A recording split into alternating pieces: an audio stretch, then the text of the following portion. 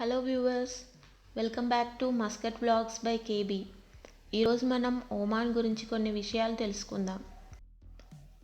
Oman ఇండియాకి west side ఉంటుంది. ఒమాన్కి ఇండియాకి మధ్యలో అరేబియన్ సీ ఉంటుంది. ఇది హైదరాబాద్ నుంచి 2200 kilometres on air, 3.5 kilometres journey ఉంటుంది. Mumbai to Muscat 979 nautical miles ఉంటుంది. 4 days జర్నీ. ఒమాన్ గల్ఫ్ కంట్రీస్లలో ఒకటి. దీని చుట్టూ Saudi Arabia, Kuwait, Qatar, Bahrain, UAE, Yemen ఉంటాయి. యుఏఈలో దుబాయ్ ఉంటుంది. ఇది ఒక కంట్రీ కాదు, ఇది ఒక ఎమిరేట్, అంటే మన దేశంలో ఒక రాష్ట్రం లాగా. Oman land boundaries. ఒమాన్కి north side, east side and south side అంతా సీ ఉంటుంది.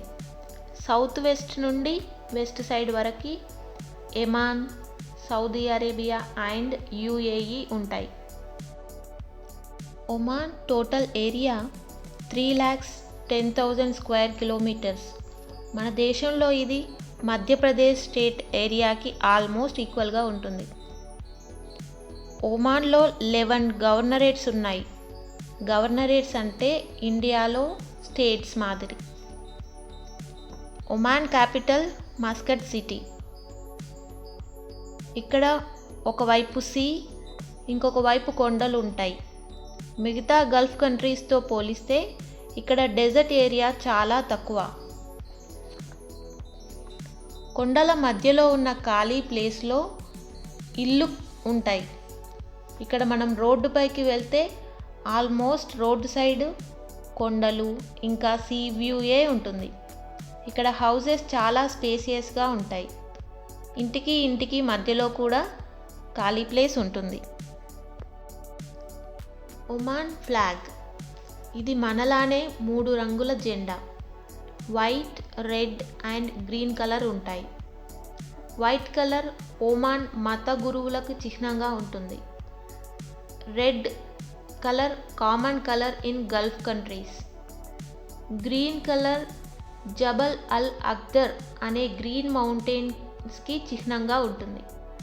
ఇది హిల్ స్టేషన్. ఇక్కడ వింటర్లో -degreesలలో టెంపరేచర్ ఉంటుంది.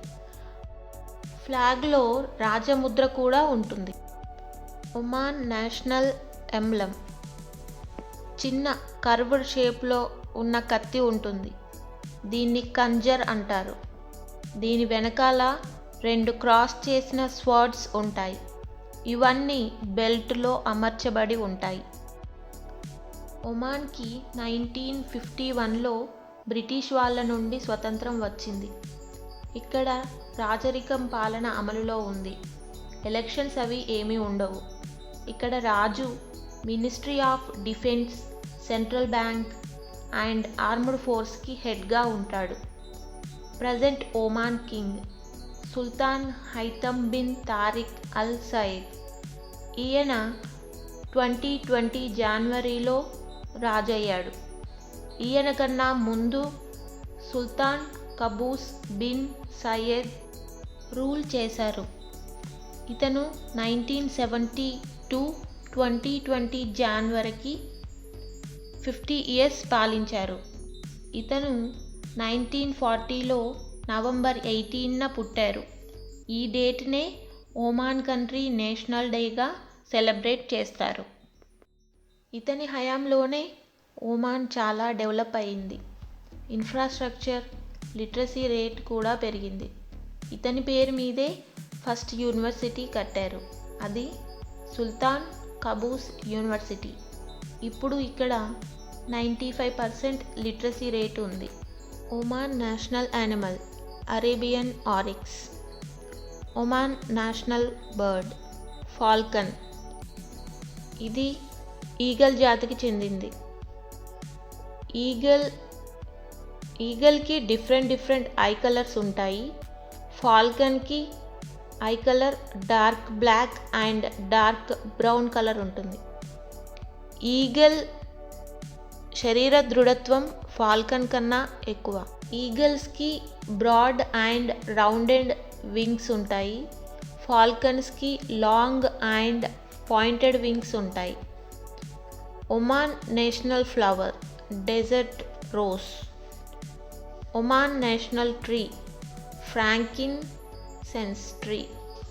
దీని నుంచి ఒక రకమైన శ్రావ్యం లైక్ తుమ్మ చెట్టు బెరడు నుండి గమ్ము వచ్చినట్లు, అలానే ఈ చెట్టు బెరడు నుండి కూడా ఒక శ్రావ్యం వస్తుంది.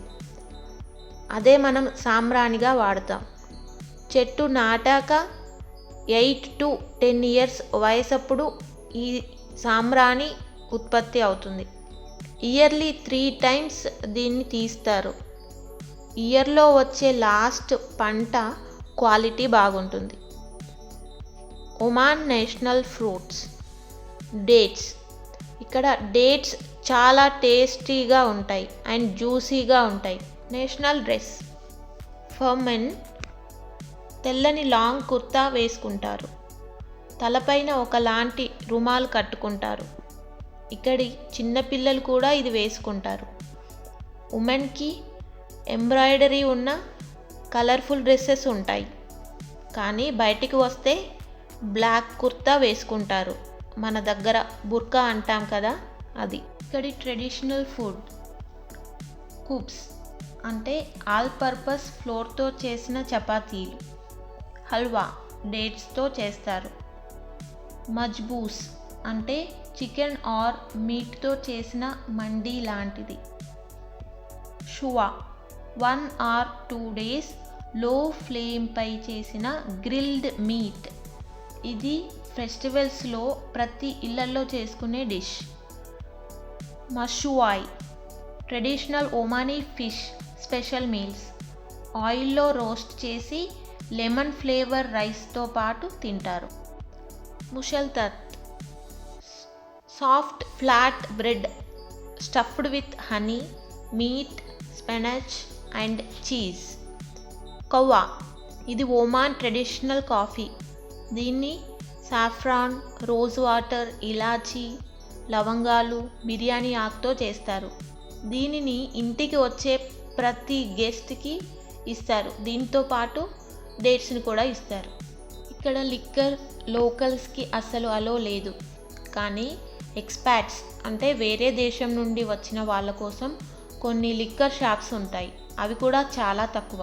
ఇక్కడ అందరికీ లిక్కర్ అమ్మరు. అది కొనడానికి లిక్కర్ పర్మిట్ కార్డు ఉండాలి. ఆ కార్డు కూడా అందరికీ ఇవ్వరు. కార్డు ఇవ్వడానికి కూడా చాలా రిస్ట్రిక్షన్స్ ఉంటాయి. ఇక్కడ weather hot and dry climate ఉంటుంది. ఇక్కడ టెంపరేచర్ 49 degrees వరకు ఉంటుంది. హ్యూమిడిటీ ఎక్కువగా ఉండడం వల్ల చాలా వేడిగా అనిపిస్తుంది.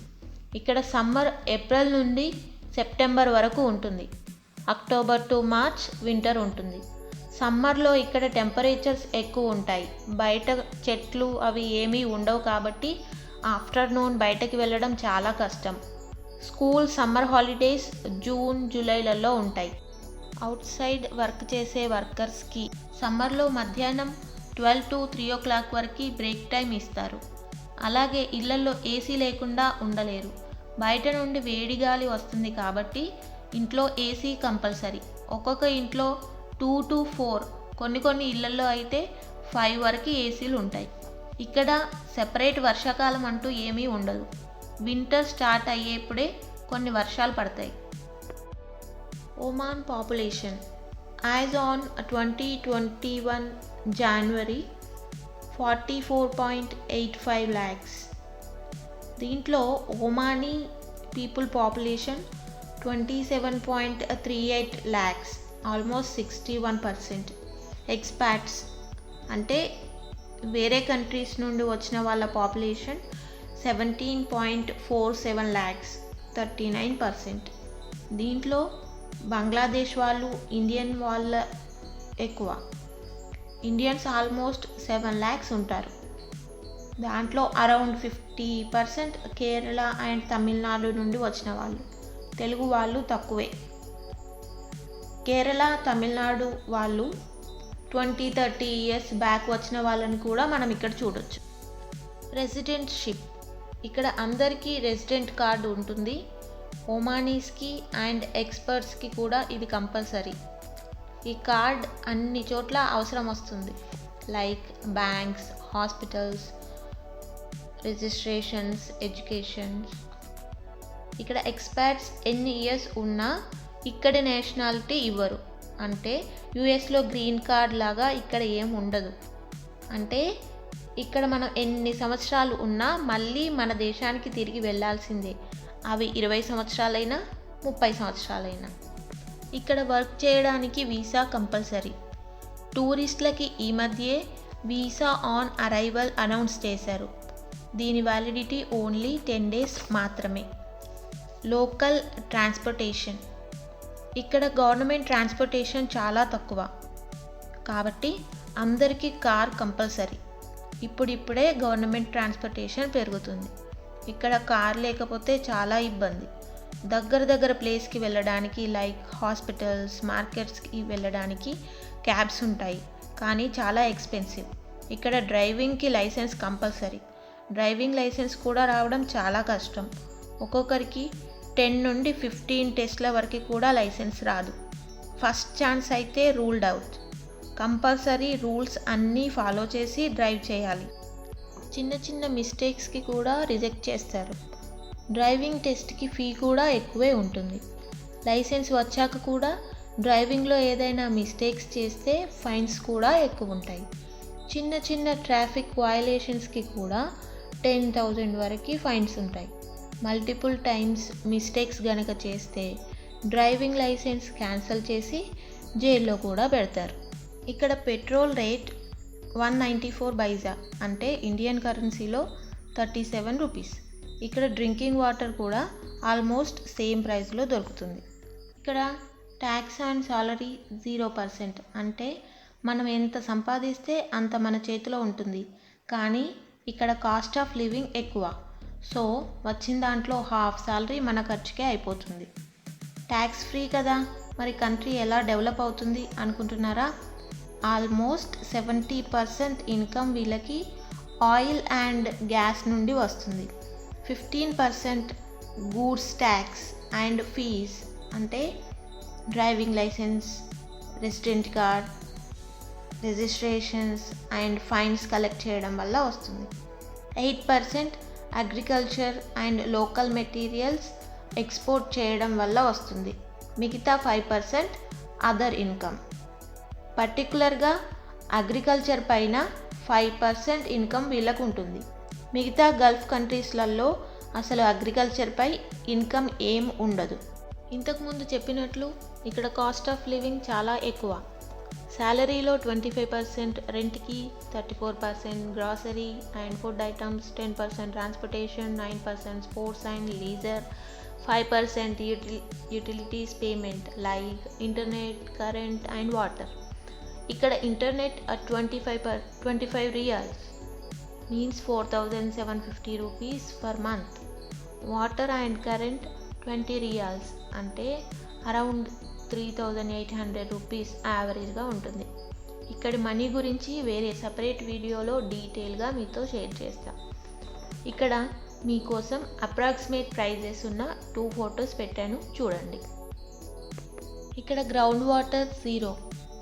మరి యూసేజ్ వాటర్ ఎలా అనుకుంటున్నారా? ఇక్కడ సీ నుండి వాటర్ డీసాలినేషన్ చేసి అందరికీ సప్లై చేస్తారు. డీసాలినేషన్ సెంటర్ నుంచి డైరెక్ట్ అపార్ట్మెంట్కి, హౌస్లోని ట్యాంక్స్కి కనెక్షన్ ఉంటుంది. ట్యాంక్ ఖాళీ అవగానే ఆటోమేటిక్గా ట్యాంక్ నిండిపోతుంది. ఇక్కడ సపరేట్ డ్రైనేజ్ సిస్టమ్ ఏమీ ఉండదు. వర్షం నీరు న్యాచురల్గా ఇక్కడున్న చిన్న కాలువల ద్వారా సీలోకి వెళ్తుంది. రీసెంట్గా గల్ఫ్ కంట్రీస్లో జరిగిన సర్వే ప్రకారం 84% పీపుల్ ఒమాన్ లైఫ్ని మీన్స్ ఒమాన్లో ఉండటానికి ఇష్టపడుతున్నారు.